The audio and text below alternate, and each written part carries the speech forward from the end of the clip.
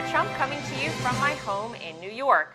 In a historic speech at Mount Rushmore, President Trump hailed America and the unstoppable march of freedom begun by our founders. Joining me is a former CIA analyst and the host of the Buck Sexton Show, the man himself, Buck Sexton. Buck, welcome back. Thanks for having me. So on the 4th of July, President Trump celebrated America at the foot of Mount Rushmore. Take a look at this.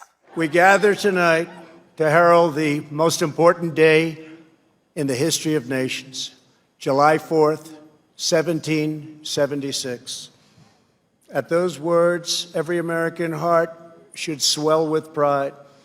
Every American family should cheer with delight, and every American patriot should be filled with joy, because each of you lives in the most magnificent country in the history of the world, and it will soon be greater than ever before. So that was quite a speech from the president. I still get chills actually listening to it. But Buck, do you think that our legacy should be a cause for unity as Americans? Because I think that's what this president has said every step of the way. Absolutely. And I think that this was a really important moment where the president was able to define what his vision of the country is and what it would be going forward as one where we have this shared heritage and love of what is the most powerful, but also most free and most important to freedom all over the world country that has ever existed. And the reactions to the speech, which I do think from the media bordered on the unhinged, truly. I mean, even for what I would expect from them, was largely a reaction rooted in how much they recognized that it was effective and that what he said was going to resonate with normal Americans. Yeah, I think you're right. I think whenever they know what he says is right, and whenever he's bringing people back to loving this country, they say, oh, we got to attack him. And I agree.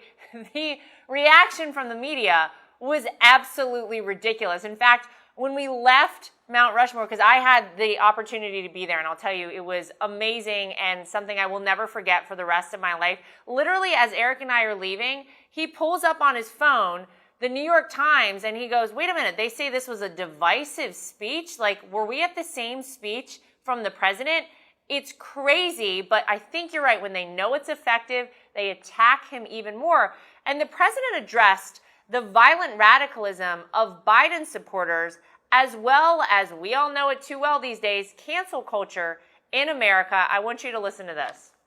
One of their political weapons is cancel culture, driving people from their jobs, shaming dissenters, and demanding total submission from anyone who disagrees.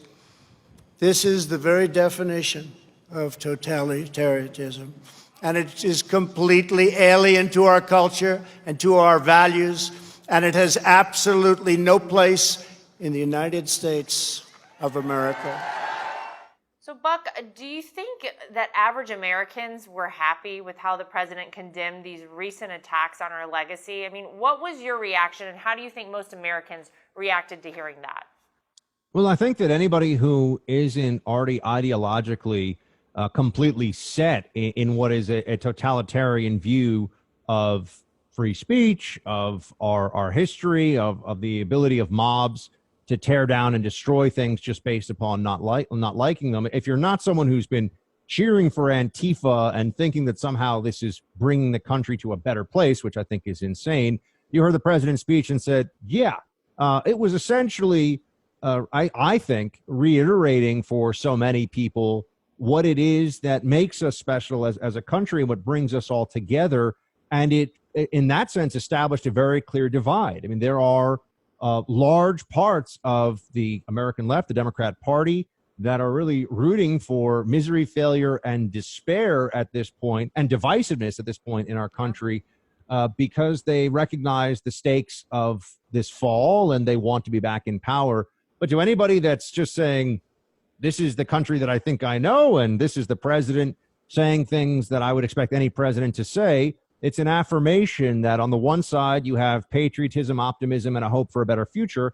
And on the other side, you have people that want to, chop off the heads of Christopher Columbus statues because they're so offensive. So people should know that that's the difference. Yeah, and Look, I talk about it all the time, the silent majority out there. I think it is very real, Buck. I think it is probably larger now than it was in 2016 when it comes to especially the support out there for President Trump. But I think the silent majority out there, all the people who might be too afraid to post something on social media or maybe speak out as a Trump supporter or a Republican these days, we need the silent majority to see President Trump's Mount Rushmore speech as a call to action, perhaps more now than ever before in history. What do you think about that? Yeah, I believe the president's speech was a turning point. I think that it was a mobilization and really, in essence, a counterpunch to what had felt like weeks of this leftist, anti-American, totalitarian onslaught that was even as extreme as being here in New York and having looting and the destruction of stores going on right in Midtown Manhattan, right near where I'm doing this interview with you.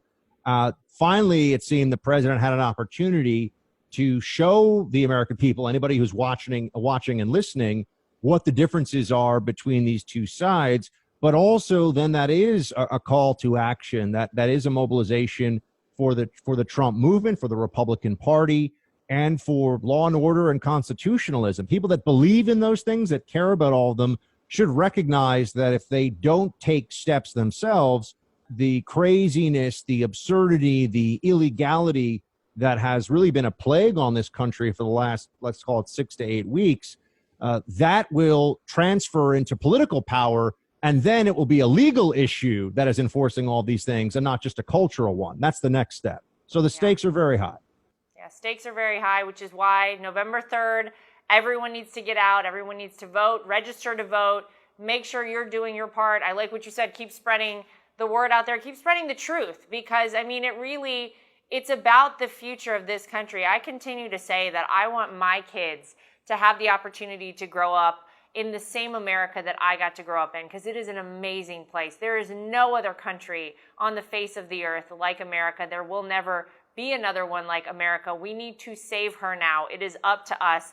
And I think that's what this election on November 3rd really means. It's about saving not only our legacy and making sure we don't erase our history, but that we save the future of this country for generations to come as well. So couldn't be more important. And Buck, as always, thank you for standing up for truth, being a patriot, and thank you so much for joining us here today.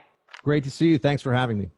President Trump's speech at Mount Rushmore made it clear that it is our great legacy that unites us all as Americans now and in the future.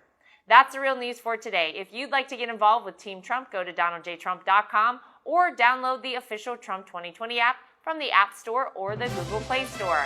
I'm Laura Trump, coming to you from my home in New York. Thanks for joining us, everybody.